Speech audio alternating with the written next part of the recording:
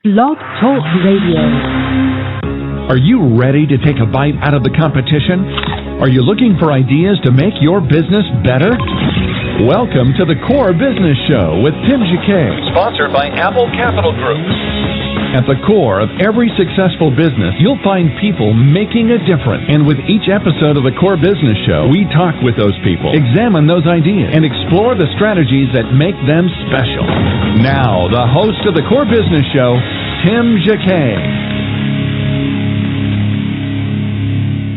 Well, welcome to another episode of the Core Business Show. I'm Tim Jacquet, your host.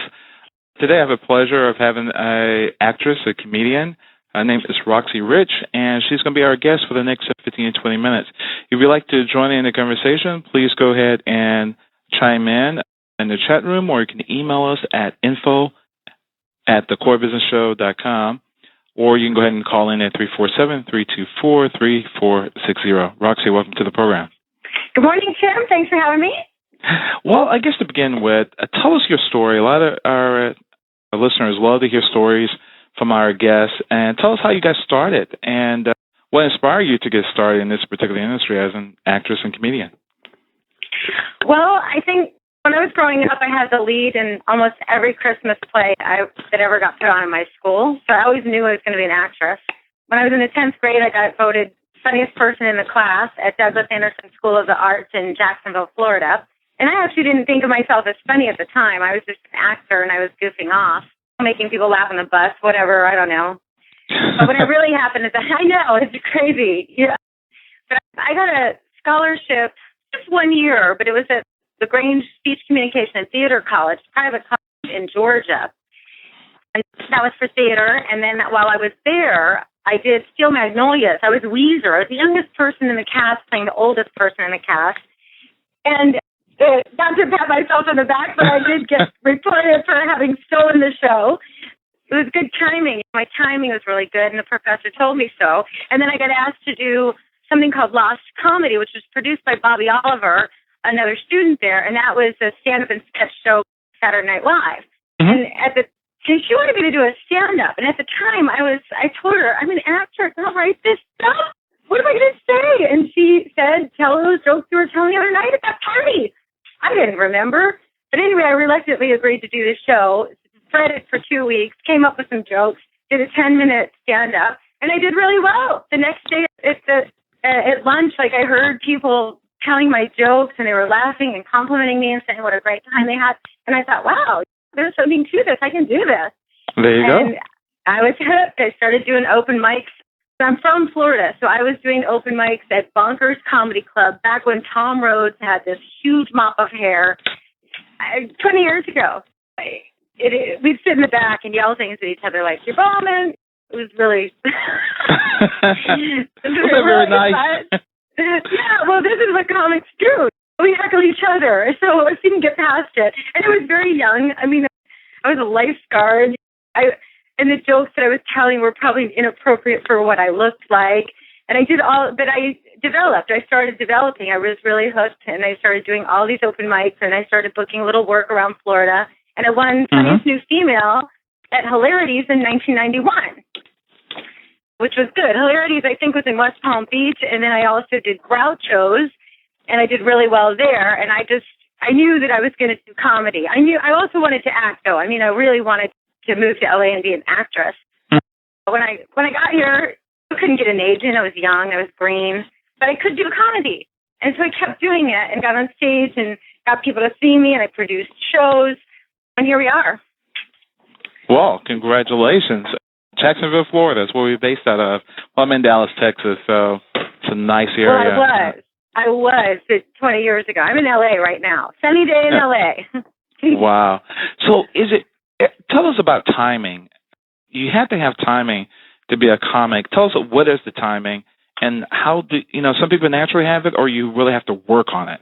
That is I wish I could answer your question. I mean, the most honest answer I could give you is I think I was just born with that. I think some people naturally have talent. Any skill, like you have some people that are born and they can just draw, and then they develop finer skills if they take classes or whatever. And I think comedy is the same way. Some people are just have natural ability to reach out to an audience and know when to say a punchline and when not to. I think it can also be developed. I think it can be developed. I think people can develop that skill if they work at it. But an innate ability to have timing, I can't explain that. I just know that I could always remember a joke. I never forget something funny. If I hear something funny, I never forget it. What inspired you? What inspired me? Yeah, no, some comics and some people will see, some people are people watchers because people are naturally funny. When you just go to the airport and you can go into a mall and just watch. And some people get their material from there. Some people get their material from some other settings. So how do your material come to you? I think it's just life experience, watching the things that happen to me, things that happen to other people. I mean, I've got jokes in my act that, unfortunately, some people think that comedy is real, like everything you're saying is real, and that's because it's done from the first person. It's not a play. You're not someone else. You're standing there being yourself. So you tell a joke, and it could be a condescending joke toward yourself, and people think that it's true, and after the show, they think you are everything you just said. It's not necessarily true. It's actually an act, and I get that act from all kinds of sources. I know things that happened to friends of mine that were really funny, and then I wrote a bit about it as though it happened to me.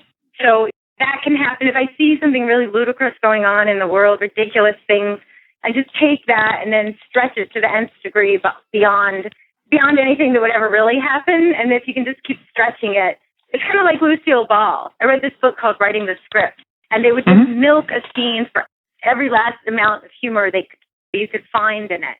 I don't know if you remember the episode where she had to go downstairs and get the check out of the drawer, and the landlord woke up, and then she starts rubbing his back to put him back to sleep. I mean, it's just, this is how comedy works. Yeah, it's just anything that could happen.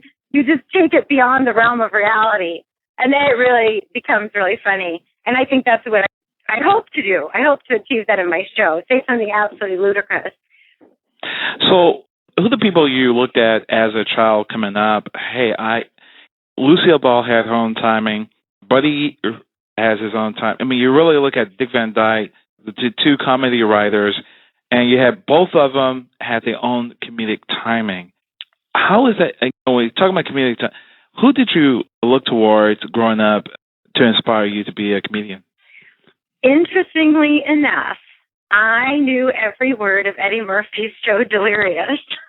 I know, I'm a girl, and I remember being on my girlfriend's trampoline and just doing this whole act.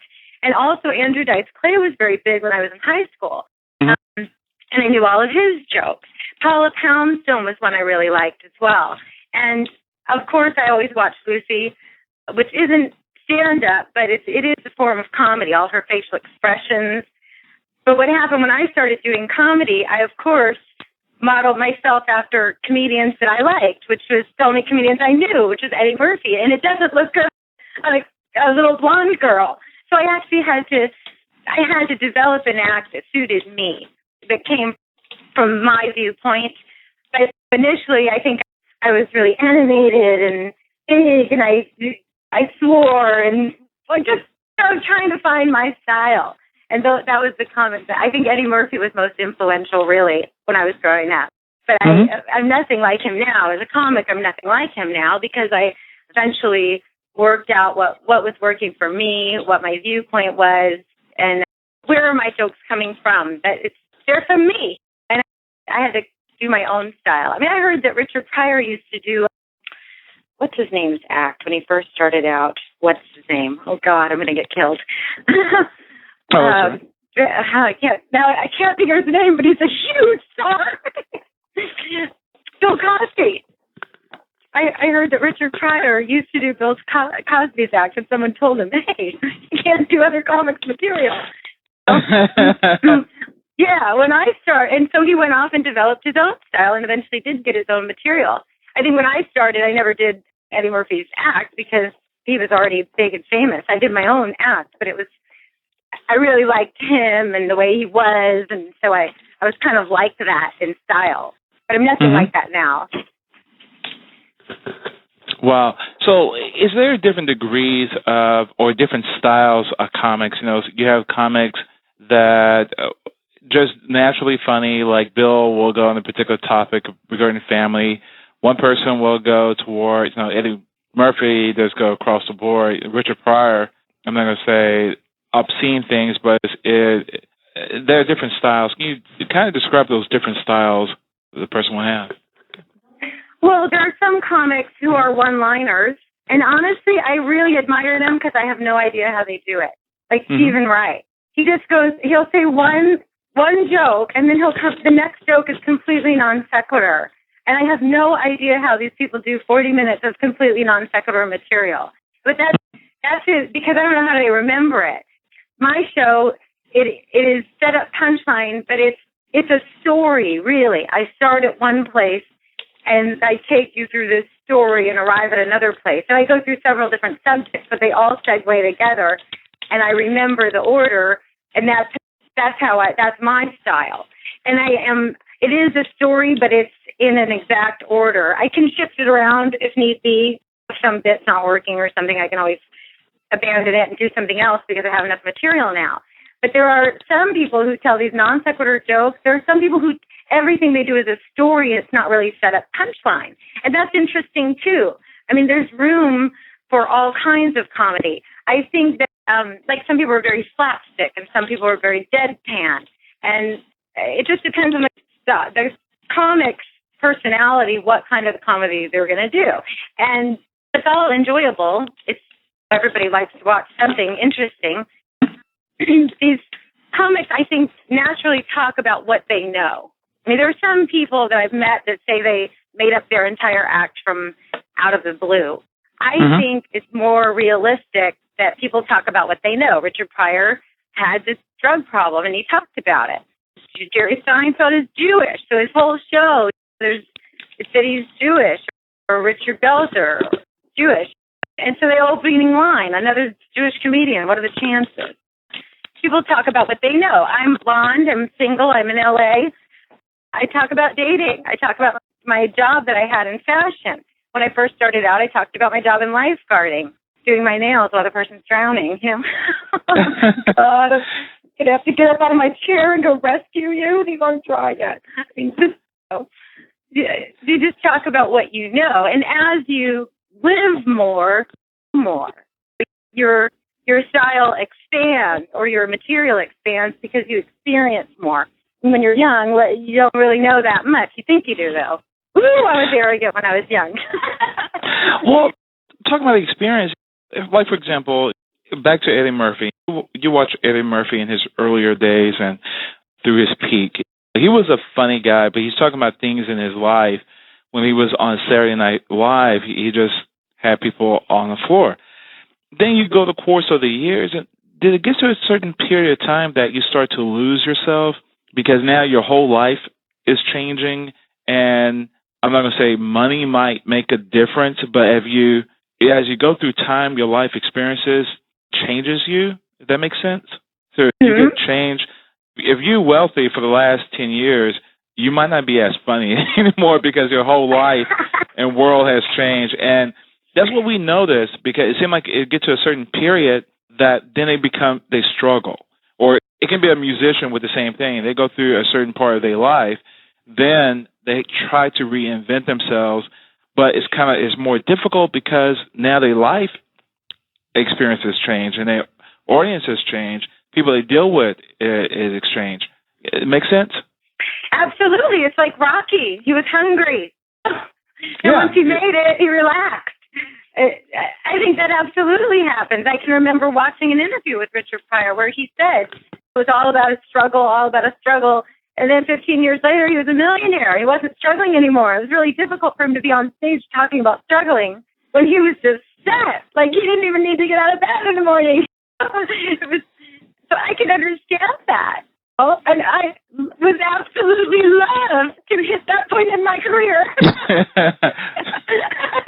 Bring it on.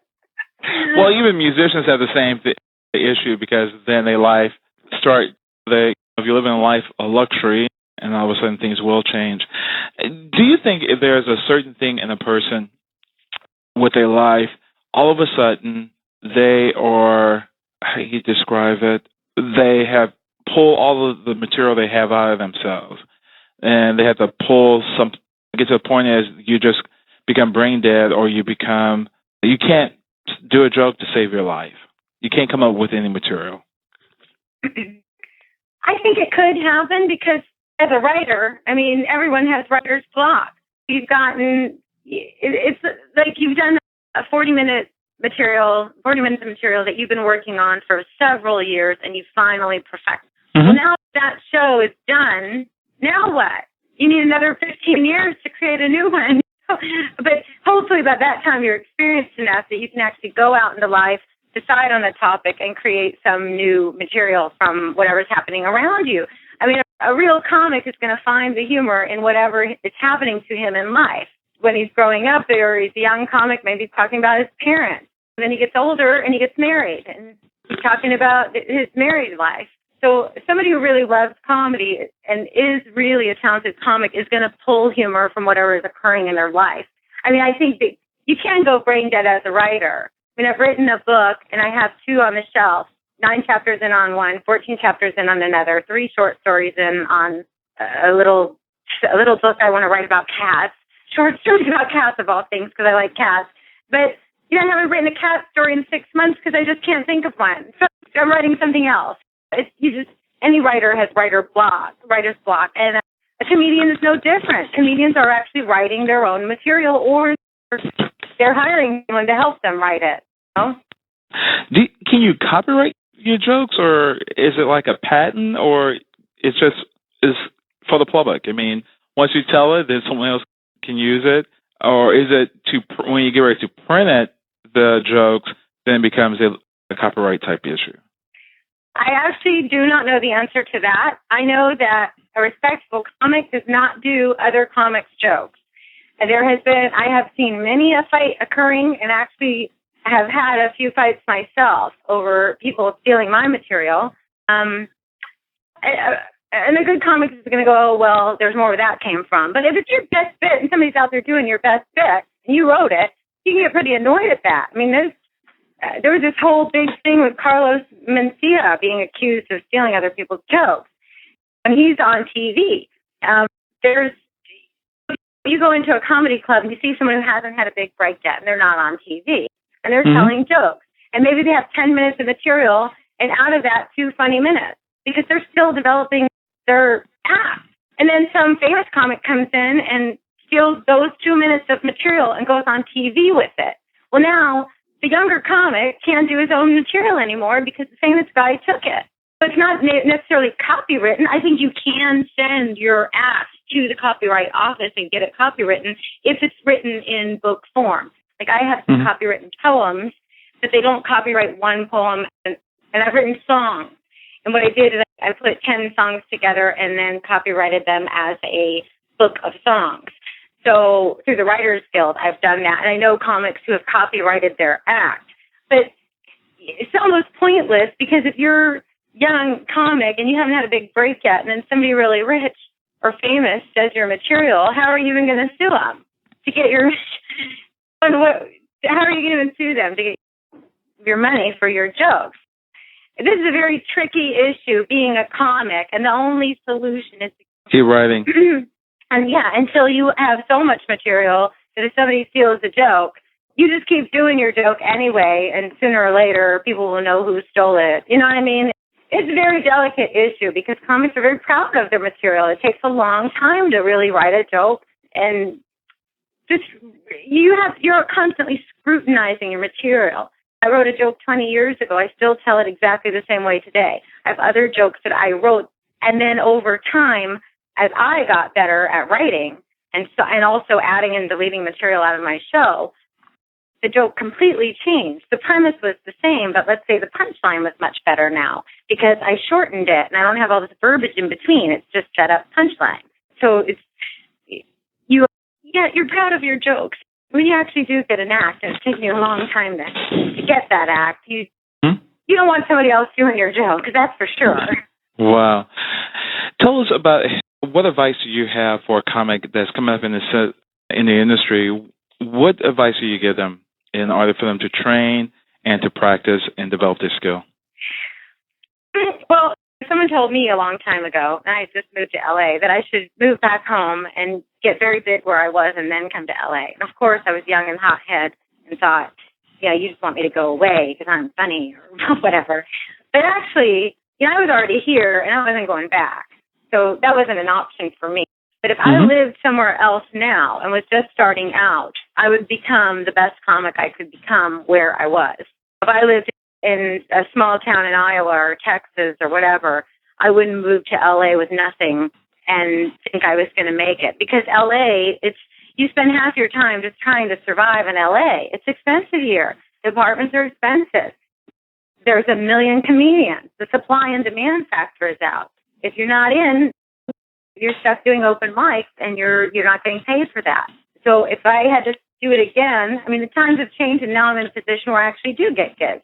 I get free gigs, I get paid gigs, I work on the road. Hopefully I'll book a movie someday, but I haven't done that yet. We're all still trying to get work out here. So a young comic, I would go to a local comedy club in my area if there is one, and I would take any class that they offered or not. I mean, there is some good advice in some comedy classes, but you don't want to spend your life in a comedy class. The only way to really become a good comic is to get on stage, because you're going to find out if what you're writing is funny or not, because nobody's going to laugh if it isn't. That's for sure. Right away, they hate me. I suck. I mean, you just got to get up and get up and get up. And if there's a limited supply of comedy in the area that you're in, produce a show. Go to your local restaurant or bar and see if it's a venue where you could put a show in and produce a show. There are other people who want to do comedy wherever you are, and you could produce a small show, and you'll get more stage time that way in your own area. And that's what I would do. Wow, that's some great advice. Yeah, that's what I did. Even here in LA, I produced shows here when I couldn't get on stage because no one would hire me, and I was new and nobody knew who I was. I went to the LA Cabaret and produced a show called Comedy Girlfriends, and I've done it over the years. Started in a small club out in the Valley. Then I took it to Hollywood. I actually wound up doing it at the Comedy Store, standing room only by the time I got there. $1,000 at the door, and that was a brilliant gesture on me. But it took a lot of work to do it, and I paid all my comedians, but we had to sell tickets, and it was hard work. You're going to be a comic. Unfortunately, it is show business. The show part's the easy part. That's the fun part. It's the business part that you have to really know that you're going to have to promote yourself. You're going to have to sell tickets. You're going to have to get people out to see your shows. And look at the economy right now. Nobody's spending $20 to park on Sunset Boulevard. It's almost easier if you're somewhere where there aren't a million comics. If you're in a small town of Texas somewhere, become big in that town and then take yourself over to Austin or Dallas or somewhere where there is a major comedy club and try and get up on that stage and do a guest spot and see if you can't get in at that club. Okay. And the last thing, regarding your books, you have a book that's out. Can you talk about the book? Yes. Well, I worked in fashion for a long time. Before I moved to LA, I was a lifeguard for many years, swimming instructor. And then I moved here and stupidly let my certifications go because lifeguards get paid a lot of money here. But anyway, it's just a mistake I made. But I worked in fashion. I basically have become a stylist in boutiques, and I'm very good at it. Mm-hmm. And the book, and at some point, a couple of years ago, everyone suffers setbacks in their life. And I had a really terrible injury. And I'm not going to get into it, but I had a really horrible injury. I had a concussion and whiplash, and my jaw didn't work right. And I still had to work because I'm a comic. Don't have insurance. At least didn't.